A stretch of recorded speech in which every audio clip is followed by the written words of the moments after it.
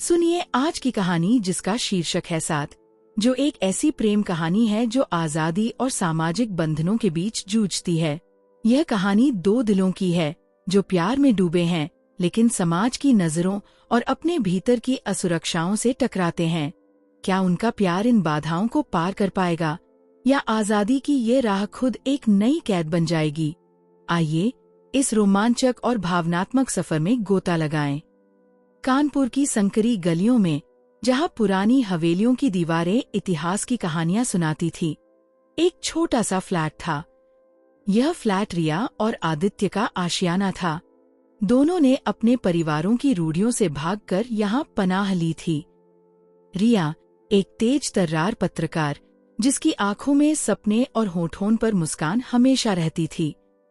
आदित्य एक उभरता हुआ सॉफ्टवेयर इंजीनियर, जिसका दिल रिया की हर बात में डूब जाता था।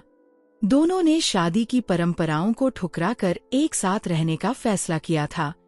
उनके लिए ये न सिर्फ प्यार था बल्कि एक बगावत भी थी, समाज, परिवार और सदियों पुरानी मान्यताओं के खिलाफ।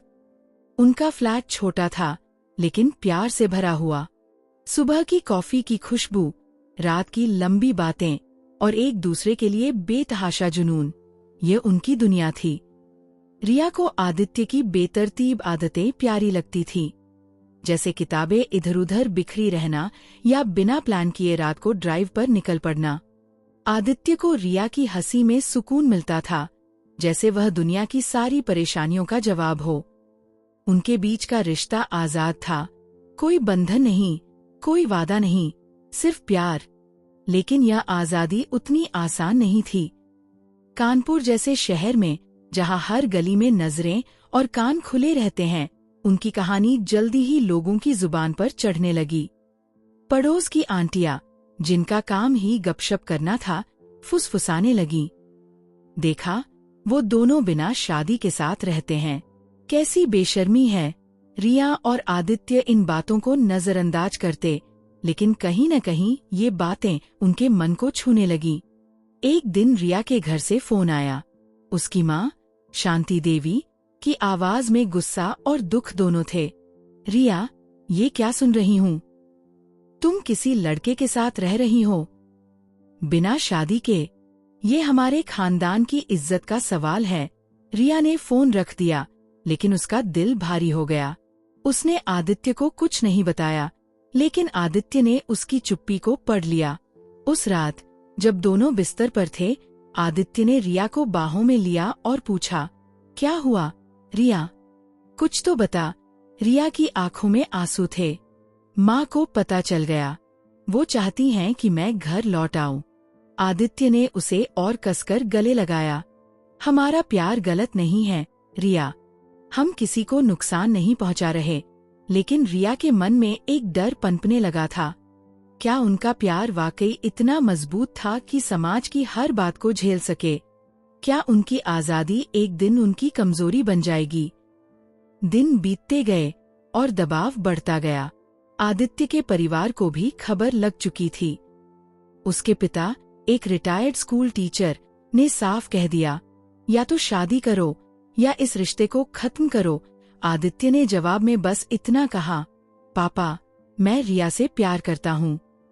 शादी सिर्फ एक कागज है, लेकिन यह जवाब उसके पिता को और गुस्सा दिला गया। इसी बीच रिया और आदित्य के बीच छोटी छोटी बातों पर तनाव बढ़ने लगा। रिया को लगने लगा कि आदित्य शादी से भाग रहा है, जैसे वह इस रिश्ते को पूरी तरह अपनाने से डरता हो। आदित्य को लगता कि रिया अब समाज की बातों से डरने लगी है। एक रात बात इतनी बढ़ गई कि रिया ने गुस्से में कहा, आदित्य, अगर तुम्हें मुझसे इतना ही प्यार है तो शादी क्यों नहीं करते? क्या मैं तुम्हारे लिए सिर्फ टाइम पास हूँ? आदित्य स्तब्ध रह गया। उसने कभी रिया को इस तरह नहीं देखा था। उसकी आवाज में दर्द था, लेकिन गुस्सा भी।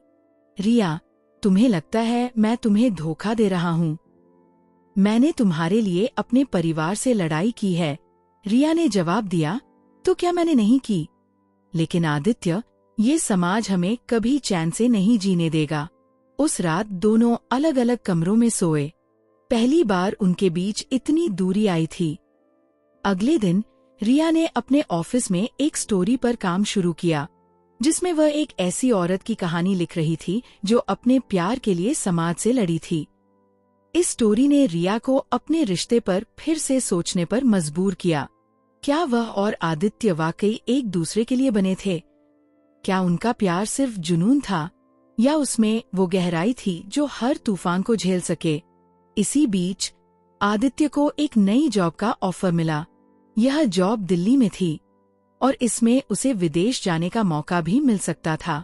उसने रिया से इस बारे में बात की। रिया, ये मेरे करियर के लिए बहुत बड़ा मौका है, लेकिन मैं तुम्हारे बिना नहीं जा सकता। रिया ने उसकी आंखों में देखा और कहा, आदित्य, तुम्हें जाना चाहिए, लेकिन हमें ये फैसला करना होगा कि हमारा रिश्ता अब कहाँ जा रहा है।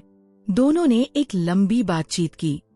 इस बार कोई गुस्सा नहीं था, कोई इल्जाम नहीं। सिर्फ दो दिल थे जो एक दूसरे को समझने की कोशिश कर रहे थे। रिया ने कहा, मैं शादी नहीं चाहती क्योंकि समाज चाहता है।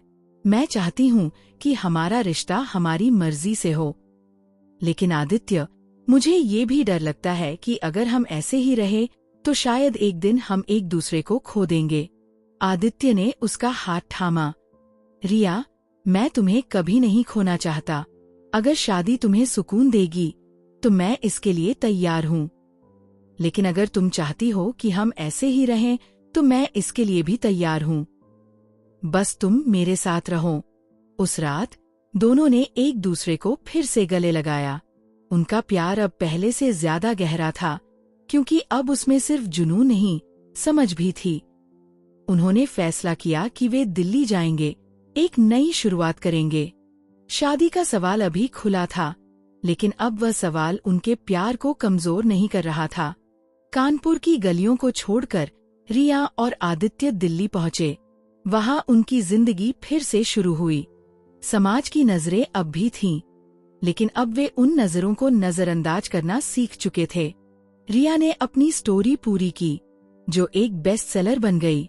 आदित्य ने अपनी नई जॉब में सफलता पाई, लेकिन सबसे बड़ी जीत थी उनका प्यार, जो हर मुश्किल में और मजबूत हुआ। कहानी का अंत यही नहीं है। रिया और आदित्य ने एक दिन एक छोटा सा समारोह किया, जिसमें सिर्फ उनके कुछ करीबी दोस्त थे।